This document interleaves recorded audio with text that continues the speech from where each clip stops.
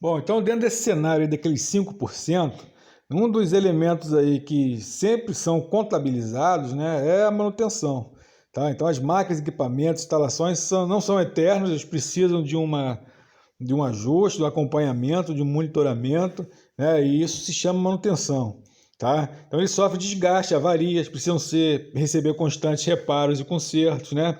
Então esse é o papel da manutenção, efetuar os reparos e consertos de máquinas e equipamentos para que sejam mantidos em condições satisfatórias para a sua atividade normal, tá? Então, quanto melhor a manutenção, tanto menor o número de máquinas e equipamentos parados para reparos e consertos, tá?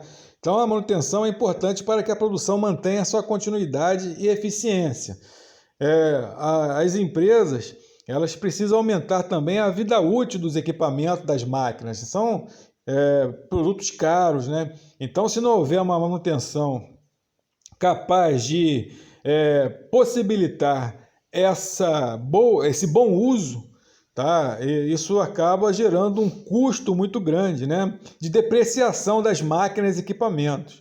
Tá? Vocês vão ver ainda mais à frente plano de negócios, tá? E no plano de negócios, uma das análises que a gente faz é a depreciação de máquinas, equipamentos, veículos. Tá? E qual é o papel do gestor? É fazer com que essa depreciação se dê da maneira mais lenta possível, ou seja, aproveitar ao máximo a vida útil do equipamento daquela máquina, né? Por isso, a manutenção tem essa finalidade. Mas vai atrapalhar o rendimento, o ritmo da produção. Tá? Então tem que buscar um turno, né, que não haja jornada de trabalho para fazer essa manutenção. Tá? Mas o importante é que a máquina tenha uma parada para que se possa fazer essa manutenção, né? E a manutenção, ela se dá de duas maneiras, né? A melhor maneira, que é aquela maneira calculada, planejada, né? Que é a manutenção preventiva, tá? Que existe uma programação, né? Que é definida previamente para evitar justamente as paradas dos equipamentos, tá? Então estabelece uma determinada hora, né? A quantidade de tempo, pode ser em dias, pode ser em horas, né? Pode ser, no caso de automóveis, você faz a manutenção a cada 10 mil quilômetros, tá? Então tem que ser algum elemento que possa ser mensurável em termos de tempo, em termos também de produtividade, né? Então, a partir da fabricação de tantas unidades, aquela máquina tem que entrar em manutenção, tá? Então isso é um elemento importante dentro da manutenção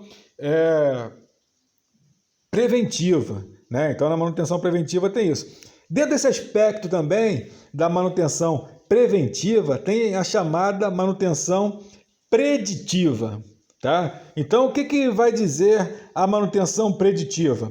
É aquela manutenção em que há um monitoramento. Tá? Então, foi previsto para fazer a parada daquela máquina daqui a um mês. Não vai fazer por mês, eu acabei de fazer a manutenção dela só daqui ao mês que vem. Só que eu tenho que também acompanhar, né, o andamento. Então, o que é fazer uma manutenção preditiva? É ouvir barulhos, algum tipo de anomalia que possa ocorrer.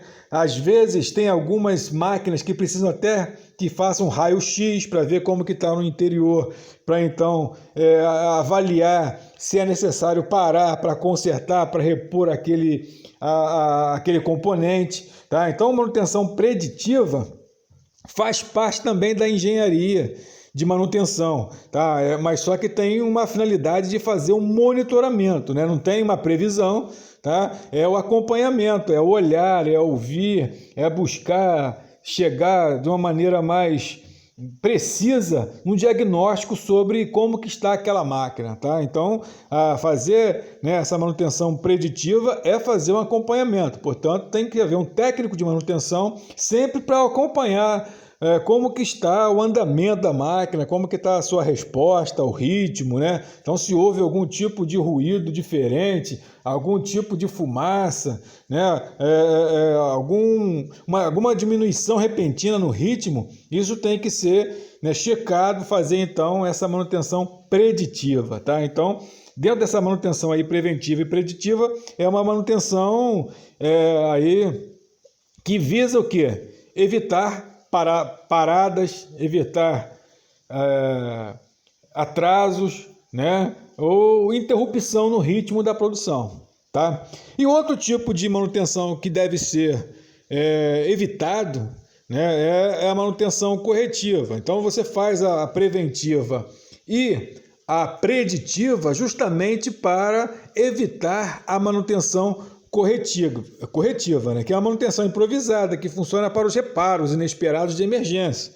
Tá? Então, ou seja, é apenas para fazer ali uma gambiarrazinha para dar jeito para continuar aquele turno de trabalho. Tá? Isso pode, se não, às vezes, né, se for uma manutenção assim, até mal feita pelo andar, né, porque tem que voltar o turno de trabalho para não perder, né, a mão de obra que está lá disponível, matéria-prima que está lá sendo processada, tá? Pode até haver um dano na máquina, né? Então é um tipo de manutenção que deve ser evitado, né? Então visa corrigir, restaurar e recuperar a atividade produtiva de equipamento ou instalação, tá? Então, quando a manutenção corretiva é muito solicitada, né, deve-se analisar o esquema de manutenção, né, pois está havendo algum problema, porque não é o correto que isso aconteça, né? A manutenção corretiva é excepcional, só pode acontecer em casos assim muito excepcionais, né? A ideia é que a manutenção seja